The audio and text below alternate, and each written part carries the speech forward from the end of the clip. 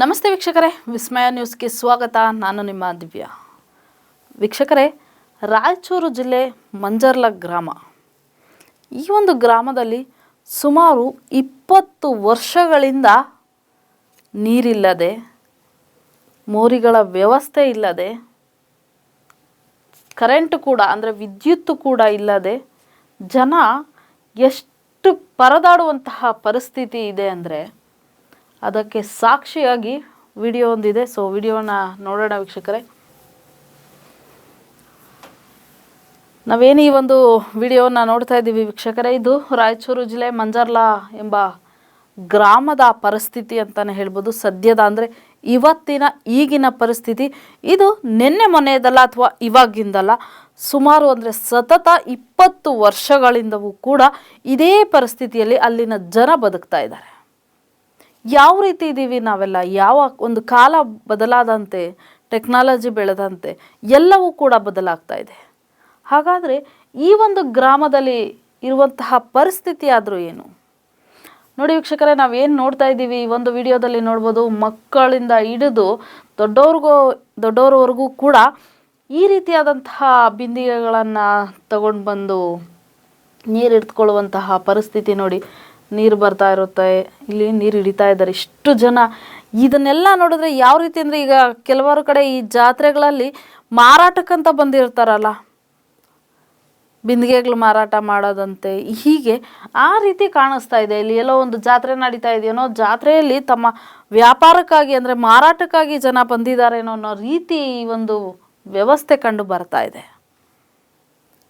ನೀರೇನೋ ದಿನ ಬಿಡ್ತಾರೆ, ಆದರೆ ಕರೆಂಟ್ ಇರಬೇಕಲ್ಲ ನೀರು ಹಿಡ್ಕೊಳ್ಳೋಕ್ಕೆ. ಕರೆಂಟ್ ಬಂದರೆ ನೀರು ಬರುತ್ತೆ. ಸೊ ಒಂದು ದಿನ ಕರೆಂಟ್ ಇದ್ದರೆ ಒಂದು ವಾರ ಪೂರ್ತಿ ಕರೆಂಟ್ ಇರಲ್ಲ ಅಂತೆ ಆ ಒಂದು ಜಾಗದಲ್ಲಿ. ಸೊ ಒಂದು ವಾರದ ನೀರು ಅವರು ಒಂದೇ ದಿನ ಶೇಖರಣೆ ಮಾಡಬೇಕಾಗುತ್ತೆ. ನಾವು ಈ ಒಂದು ವಿಡಿಯೋದಲ್ಲಿ ನೋಡ್ತಾ ಇದ್ವಿ, ಮಕ್ಕಳಿಂದ ಕೂಡ ಬಿಂದಿಗೆಗಳನ್ನು ಇಳ್ಕೊಂಡು ನೀರಿಗೆ ಪರದಾಡುವಂತಹ ಪರಿಸ್ಥಿತಿ ಈ ಒಂದು ಜಾಗದಲ್ಲಿ ಕಂಡು ಬರ್ತಾ ಇದೆ. ಇನ್ನೂ ನಾವು ಇದೇ ಒಂದು ಇದರಲ್ಲಿ ಇದ್ದೀವ? ಇದೆಲ್ಲ ಇನ್ನು ನಾವು ಯಾವ ಕಾಲದಲ್ಲಿ ಇದ್ದೀವಿ? ಹಾಗಾದರೆ ಇದನ್ನೆಲ್ಲ ನೋಡ್ತಾ ಇದ್ರೆ ಯಾವ ಕಾಲದಲ್ಲಿ ಬದುಕ್ತಾ ಇದ್ದೀವಿ? ಹಾಗಾದರೆ ನಾವು ಕಾಲ ಮುಂದುವರೆದಿದೆ, ಟೆಕ್ನಾಲಜಿ ಮುಂದುವರೆದಿದೆ, ಬಟ್ ಇವೆಲ್ಲ ನೋಡ್ತಾ ಇದ್ದರೆ ಒಂದು ರೀತಿ ಎಲ್ಲೋ ಒಂದು ಕಡೆ ಬೇಜಾರಾಗುತ್ತೆ ವೀಕ್ಷಕರೇ. ಇನ್ನು ಈ ಒಂದು ವಿಡಿಯೋವನ್ನು ನೋಡಿ, ಅದೇ ಏರಿಯಾದು. ಸೊ ಈ ಪರಿಸ್ಥಿತಿಯನ್ನು ನೋಡಿ, ಮೋರಿಗಳ ವ್ಯವಸ್ಥೆ ಇಲ್ಲದೆ ನೀರು ಯಾವ ರೀತಿ ರಸ್ತೆಗಳಲ್ಲಿ ನಿಂತಿದೆ ಅಂತಂದರೆ ಈ ರೀತಿ ನೋಡ್ತಾ ಇದ್ದೀವಿ ನಾವು ವೀಕ್ಷಕರೇ. ಈ ರೀತಿ ಇಷ್ಟು ಕೊಳಚೆ ನೀರು ನಿಂತು ಅಲ್ಲೇ ಜನ, ಇದು ನೋಡಿ ವೀಕ್ಷಕರೇ, ಜನ ಅಲ್ಲೇ ವಾಸ ಮಾಡ್ತಾರೆ ನೋಡಿ. ಯಾವ ರೀತಿ ನೀರು ರಸ್ತೆಯಲ್ಲಿ ನಿಂತಿದೆ ಅಂದರೆ, ಮೋರಿಗಳ ವ್ಯವಸ್ಥೆ ಇಲ್ಲದೆ ಅಲ್ಲಿ ಜನ ಏನು ವಾಸ ಮಾಡ್ತಾರೆ ಅವ್ರ ಮನೆ ಬಾಗಿಲಲ್ಲೇ ಈ ರೀತಿಯಾದಂತಹ ವ್ಯವಸ್ಥೆ ಇರೋದು. ಇದನ್ನು ದಾಟ್ಕೊಂಡೇ ಅವರು ರೋಡಿಗೆ ಬರುವಂತಹ ಪರಿಸ್ಥಿತಿ ಇದೆ. ಸೊ ಇಷ್ಟು ರೀತಿಯಾಗಿ ನೀರು ಕೊಳಚೆ ನಾರ್ತಾ ನಿಂತಿದೆ. ಅದರಲ್ಲಿ ಎಷ್ಟೆಲ್ಲ ಸೊಳ್ಳೆಗಳು ತುಂಬಿರುತ್ತೆ. ಇದರಿಂದ ಯಾವುದೇ ಕಾಯಿಲೆ ಬರಲ್ವ? ಹಾಗಾದರೆ ಈ ರೀತಿ ಕೊಳಚೆ ನೀರಲ್ಲಿ ತುಂಬಿರುವಂತಹ ಸೊಳ್ಳೆಗಳಿಂದ ಯಾವುದೇ ರೀತಿಯಾದಂತಹ ಮಾರಕವಾದಂಥ ಕಾಯಿಲೆಗಳೇನಾದರೂ ಬರೋದಿಲ್ವ ಹಾಗಾದರೆ ಅಂತ ನೋಡಿ ವೀಕ್ಷಕರಲ್ಲಿ. ಎಷ್ಟು ಅವ್ಯವಸ್ಥೆ ಆಗಿದೆ ಈ ಒಂದು ರಸ್ತೆಯನ್ನು ನೋಡಿ. ನಾವಿನ್ನೂ ನೋಡ್ತಾ ಇದ್ದೀವಿ ನೋಡಿ, ಮಕ್ಕಳು ಅಲ್ಲಿದ್ದಾರೆ, ಮನೆ. ಈ ಒಂದು ರಸ್ತೆಯನ್ನು ದಾಟ್ಕೊಂಡು ಅವರು ದಾಟಿ ಮುಂದಕ್ಕೆ ಬರಬೇಕಾಗುತ್ತೆ. ಇದು ಮನೆ ಮುಂದಿನ ಒಂದು ಪರಿಸ್ಥಿತಿ ಅಂತಲೇ ಹೇಳ್ಬೋದು ನಾವು ಈ ವಿಡಿಯೋದಲ್ಲಿ ನೋಡ್ತಾ ಇರುವಂಥದ್ದು. ಅಲ್ಲಿ ಯಾರು MLAಗಳಾಗಿರಬಹುದು, ಯಾರು ಇಲ್ವಾ ಹಾಗಾದರೆ? ಅಧಿಕಾರಿಗಳು ಇಲ್ವಾ ಹಾಗಾದರೆ? ಯಾರ ಗಮನಕ್ಕೂ ಕೂಡ ಇದು ಯಾವುದೋ ಬಂದೇ ಇಲ್ವಾ? ಒಂದು ಸಾಮಾನ್ಯ ಒಂದು ಹಳ್ಳಿ ಯಾವುದಾದ್ರೂ ಆಗಿರಲಿ, ಒಂದು ಹಳ್ಳಿ ಅಂತ ಅಂದರೆ ಅಲ್ಲಿ ನೋಡಿ ವೀಕ್ಷಕರೇ, ಯಾವ ರೀತಿ ಎಷ್ಟು ಹದಗೆಟ್ಟು ಹೋಗಿದೆ ಅಲ್ಲಿನ ವ್ಯವಸ್ಥೆ ಅಂತ ಅಂದರೆ ಆ ಜನ ಯಾವ ರೀತಿ ಬದುಕ್ತಾ ಇರ್ಬೋದು ಹಾಗಾದರೆ ಅಲ್ಲಿ ನೋಡಿ. ಇದೆಲ್ಲವೂ ಕೂಡ ಮನೆಯ ಮುಂಭಾಗದ ರಸ್ತೆಯಲ್ಲಿರುವಂತಹ ಅವ್ಯವಸ್ಥೆ. ಒಂದು ಕಡೆ ನೀರಿನ ತೊಂದರೆ, ಒಂದು ಕಡೆ ಮೋರಿ ಇಲ್ಲದೆ ಈ ರೀತಿ ರೋಡಲ್ಲಿ ನೀರು ನಿಂತ್ಕೊಂಡು ಅದರಿಂದ ಮಾರಕ ಕಾಯಿಲೆಗಳು ಬಂದು ಸೊಳ್ಳೆಗಳಿಂದ, ಮತ್ತೊಂದು ಕಡೆ ಕರೆಂಟ್ ಇಲ್ಲ, ಈ ರೀತಿ ಆಗ್ತಾ ಇದೆ ಈ ಒಂದು ಮಂಜರ್ಲಿ ಅನ್ನೋ ಒಂದು ಗ್ರಾಮದಲ್ಲಿ. ವೀಕ್ಷಕರೇ, ನಾನು ಅದೇ ಹೇಳಿದೆ, ಅಲ್ಲಿ ಯಾವುದೇ ರೀತಿಯಾದಂತಹ ಅಧಿಕಾರಿಗಳಿಲ್ವ. ಯಾವುದೇ ಒಂದು ಸಾಮಾನ್ಯ ಹಳ್ಳಿ ಆಗಿರಬಹುದು, ಆ ಹಳ್ಳಿಯಲ್ಲಿ ಗ್ರಾಮ ಪಂಚಾಯಿತಿ ಅನ್ನೋದು ಇದ್ದೇ ಇರುತ್ತೆ. ಸೊ ಆ ಒಂದು ಪಂಚಾಯತಲ್ಲಿ ಯಾರು ಸದಸ್ಯರೇ ಇಲ್ವಾ, ಯಾರು ಅಧ್ಯಕ್ಷರೇ ಇಲ್ವಾ, ಹಾಗಾದರೆ ಪಿ ಡಿ ಒಗಳಿಲ್ವಾ, ಮತ್ತು ಅವರೆಲ್ಲ ಏನು ಮಾಡ್ತಾ ಇರ್ತಾರೆ? ಆ ಭಾಗದಲ್ಲಿ ಯಾರು ರಾಜಕಾರಣಿಗಳೇ ಇಲ್ವಾ, ಹಾಗಾದರೆ ಅಧಿಕಾರಿಗಳಿಲ್ವಾ? ಜನ ಯಾವ ರೀತಿ ಎದುರ್ತಿದ್ದಾರೆ ಅಂದರೆ, ಮಾಧ್ಯಮಗಳ ಮುಂದೆ ಅಂದರೆ ತೆರೆ ಮುಂದೆ ಬಂದು ಹೇಳೋದಕ್ಕೆ ನಮಗೆ ಭಯ ಆಗುತ್ತೆ. ಯಾಕೆ? ಅಲ್ಲಿನ ಅಧಿಕಾರಿಗಳು ಈ ಒಂದು ಅವ್ಯವಸ್ಥೆಯನ್ನು ಮುಂದಿಟ್ಟರೆ ನಿಮ್ಮನ್ನೇನಾದರೂ ಮಾಡ್ತೀವಿ ಅಂತ ಏನಾದರೂ ಬೆದರಿಸಿದಾರಾ? ಹಿಂದೆ ಹೇಳ್ಕೊಳ್ತಿದ್ದಾರೆ, ಬಟ್ ಮುಂದೆ ಬರೋದಕ್ಕೆ ಹೆದರ್ತಾ ಇದ್ದಾರೆ ಜನ. ಆ ಭಾಗದಲ್ಲಿ ಯಾವುದೇ ರೀತಿಯಾದಂತಹ ರಾಜಕಾರಣಿ ಇಲ್ವಾ? ಈ ಒಂದು ಪ್ರಶ್ನೆಗೆ ಅಲ್ಲಿನ ಜನ ಏನು ಉತ್ತರ ಹೇಳ್ತಾರೆ? ಎಲ್ಲರೂ ಇದ್ದಾರೆ, ರಾಜಕಾರಣಿಗಳಿದ್ದಾರೆ, ಅಧಿಕಾರಿಗಳಿದ್ದಾರೆ, ಎಲ್ಲರ ಗಮನಕ್ಕೂ ಕೂಡ ನಾವು ಈ ಒಂದು ಅವ್ಯವಸ್ಥೆಯನ್ನು ತೆಗೆದುಕೊಂಡು ಹೋಗಿದ್ದೀವಿ. ಆದರೆ ಯಾವುದೇ ರೀತಿಯಾದಂತಹ ಪರಿಹಾರ ಸಿಕ್ಕಿಲ್ಲ. ಪ್ರತಿಯೊಬ್ಬರ ಗಮನಕ್ಕೂ ಬಂದಿದೆ ಇದು. ಓಟ್ ಕೇಳಕ್ಕೆ ಬರ್ತಾರೆ ಎಲೆಕ್ಷನ್ ಸಂದರ್ಭಗಳಲ್ಲಿ, ಚುನಾವಣಾ ಸಂದರ್ಭದಲ್ಲಿ. ನಾವು ಯಾರೂ ಕೂಡ ದುಡ್ಡು ತಗೊಂಡು ಓಟ್ ಹಾಕಿಲ್ಲ, ಇದುವರೆಗೂ ದುಡ್ಡು ತಗೊಳ್ಳೋದು ಇಲ್ಲ. ಕೆಲವೊಂದಷ್ಟು ಜನಕ್ಕೆ ಅವರೇ ಬಿರಿಯಾನಿಯನ್ನು ಕೊಡಿಸ್ತಾರೆ, ಒಂದೊಂದಷ್ಟು ಎಣ್ಣೆಗಳನ್ನು ಕೊಡಿಸ್ತಾರೆ. ಅದು ಒಂದು ಆಸೆಗೆ ಒಂದಷ್ಟು ಜನ ಓಟ್ ಹಾಕ್ತಾರೆ, ಗೆಲ್ತಾರೆ, ಹೋಗ್ತಾರೆ. ಆ ಸಂದರ್ಭದಲ್ಲಿ ನೀರಿನ ವ್ಯವಸ್ಥೆ ಮಾಡ್ತೀವಿ, ಕರೆಂಟ್ ವ್ಯವಸ್ಥೆ ಮಾಡ್ತೀವಿ, ರಸ್ತೆ ವ್ಯವಸ್ಥೆ ಮಾಡ್ತೀವಿ, ಮೋರಿ ವ್ಯವಸ್ಥೆ ಮಾಡ್ತೀವಿ, ಎಲ್ಲ ವ್ಯವಸ್ಥೆ ಮಾಡ್ತೀವಿ ಅಂತ ಹೇಳ್ಬಿಟ್ಟು ಓಟ್ ಹಾಕ್ಸ್ಕೊಂಡು ಹೋಗ್ತಾರೆ. ಅದಾದಮೇಲೆ ನಮ್ಮ ಕಡೆ ತಿರುಗೇ ನೋಡಲ್ಲ. ಇದು ನಮ್ಮ 20 ವರ್ಷದಿಂದ ನಾವು ಪಡ್ತಿರುವಂತಹ ಕಷ್ಟ, ನಮ್ಮ ಪರಿಸ್ಥಿತಿ ಇದು ಅಂತ ಅಲ್ಲಿನ ಜನ ಗೋಳಾಡ್ತಾ ಇದ್ದಾರೆ. ಯಾವ ರೀತಿ ಇದೆ ಅಂದರೆ, ಇನ್ನೊಂದು ವೀಕ್ಷಕರೇ, ಈ ಒಂದು ವಿಚಾರ ಅಂದರೆ ಈ ಒಂದು ಮಂಜರ್ಲಿ ಗ್ರಾಮದ ಪರಿಸ್ಥಿತಿ ಎಲ್ಲ ಮಾಧ್ಯಮಗಳಲ್ಲೂ ಕೂಡ ಬಂದಿದೆ. ಎಲ್ಲ ಮಾಧ್ಯಮದವರ ಗಮನಕ್ಕೂ ಬಂದಿದೆ, ಆ ಭಾಗದ ಅಧಿಕಾರಿಗಳಿಗೆ ಬಂದಿದೆ, ರಾಜಕಾರಣಿಗಳ ಗಮನಕ್ಕೆ ಬಂದಿದೆ. ಆದರೂ ಕೂಡ ಅದರ ಪರಿಸ್ಥಿತಿ ಸರಿ ಹೋಗಿಲ್ಲ. ಸೊ ಹಾಗಾಗಿ ನಿಮ್ಮ ಮುಂದೆ ಅಂದರೆ ನಿಮ್ಮ ಮಾಧ್ಯಮದ ಮುಂದೆ ಹೇಳ್ಕೊಳ್ಳೋದಕ್ಕೆ ನಮಗೆ ನಾಚಿಕೆ ಆಗ್ತಾ ಇದೆ ಅಂತ ಆ ಜನ ಹೇಳ್ಕೊಳ್ತಾ ಇದ್ದಾರೆ. ವೀಕ್ಷಕರೇ, ನಾಚಿಕೆ ಆಗಬೇಕಾಗಿರೋದು ಅವ್ರಿಗಲ್ಲ, ನಮಗೆ ನಾಚಿಕೆ ಆಗಬೇಕು. ಅಲ್ಲಿನ ಅಧಿಕಾರಿಗಳಿಗೆ ನಾಚಿಕೆ ಆಗಬೇಕು, ಅಲ್ಲಿನ ರಾಜಕಾರಣಿಗಳಿಗೆ ನಾಚಿಕೆ ಆಗಬೇಕು.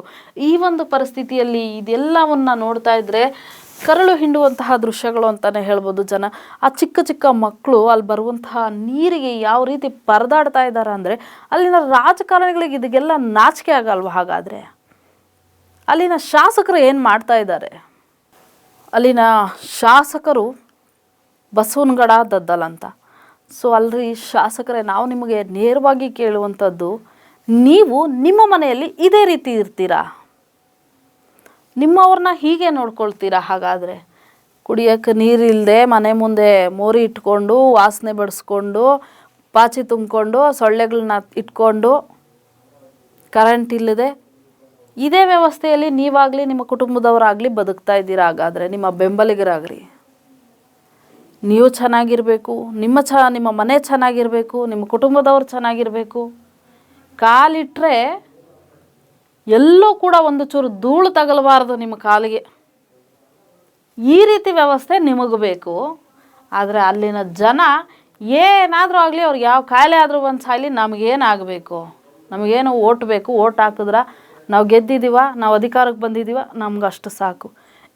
ನಿಮ್ಮ ಒಂದು ಜನಪ್ರತಿನಿಧಿಯಾಗಿ ನೀವು ಮಾಡುವಂತಹ ಕೆಲಸ. ಮತ್ತು ಯಾಕೆ ನಿಮ್ಮನ್ನು ಜನಪ್ರತಿನಿಧಿಯಾಗಿ ಆಯ್ಕೆ ಮಾಡಬೇಕಾಗಾದರೆ ಅವರು? ನಮ್ಮ ಎಲ್ಲ ಪರಿಸ್ಥಿತಿಗೆ, ನಮ್ಮೆಲ್ಲ ಕಷ್ಟಕ್ಕೆ ಸ್ಪಂದಿಸ್ತಾರೆ ಅಂತ ನಿಮ್ಮನ್ನು ಆಯ್ಕೆ ಮಾಡ್ಕೊಂಡಿದ್ದಾರೆ ಜನ. ಅವರ ನಂಬಿಕೆಗೆ ನೀವು ಮೋಸ ಮಾಡ್ತಾ ಇದ್ದೀರಾ ಅಂತಲೇ ಹೇಳ್ಬೋದು ಈ ಒಂದು ವಿಚಾರವಾಗಿ. ಅಲ್ರಿ, ಈಗ ನಾವೇ ಆಗಲಿ ಹಸುಗಳನ್ನು ಸಾಕಾಣಿಕೆ ಮಾಡ್ತೀವಿ. ಅಟ್ಲೀಸ್ಟ್ ನಾವು ಒಂದು ಮನೆಯಲ್ಲಿ ನಾಯಿನ ಸಾಕಿದ್ರೆ ಅವಕ್ಕೆಲ್ಲವೂ ಕೂಡ ಯಾವ ರೀತಿಯ ಒಂದು ಫೆಸಿಲಿಟಿಯನ್ನು ಮಾಡಿಕೊಡ್ತೀವಿ. ನಿಮ್ಮ ಮನೆಗಳಲ್ಲಿ ನೀವೇನು ಸಾಕೇ ಇಲ್ವಾ? ಹಾಗಾದರೆ ಅವನ್ನ ಹಿಂಗೆ ನೋಡ್ಕೊಳ್ತೀರಾ?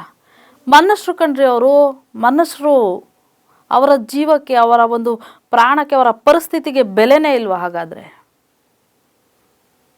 ಒಂದು ಹಸು ಸಾಕಾಣಿಕೆ ಮಾಡಿದ್ರೆ ಹಸುಗಳನ್ನು ಬೆಳಗ್ಗೆ ಹೊತ್ತು ತೊಳೆಯೋದಂತೆ, ಅದಕ್ಕೆ ಫ್ಯಾನ್ ವ್ಯವಸ್ಥೆ ಅಂತೆ, ಯಾಕಂದರೆ ಸೊಳ್ಳೆ ಕಚ್ಚುತ್ತಾವಲ್ಲ ಹಸುಗಳಿಗೆ, ಈ ವ್ಯವಸ್ಥೆ ಹಸುಗಳಿಗೆ ಮಾಡ್ತೀವಿ. ಮನೆಗಳಲ್ಲಿ ನಾಯಿ ಸಾಕಿದರೆ ಅದಕ್ಕೆ ಆದಂತಹ ಒಂದು ರೂಮ್ ಅಂತೆ, ಅದಕ್ಕೆ ಹಾಸ್ಪಿಟಲ್ಸ್ ಅಂತೆ, ಅದಕ್ಕೆ ಆದಂತಹ ಬೇರೆ ರೀತಿಯಾದಂತಹ ಮೆಡಿಷನ್ ಅಂತೆ, ಫುಡ್ ಅಂತೆ, ಎಲ್ಲವನ್ನೂ ಮಾಡ್ತೀವಲ್ವಾ. ನೀವಾಗಾದರೆ ಏನೂ ಮಾಡ್ತಾ ಇಲ್ವಾ? ನೀವು ಇದೇ ರೀತಿ ಇವರ ಮಧ್ಯೆ ಬದುಕ್ತಾ ಇದ್ದೀರಾ.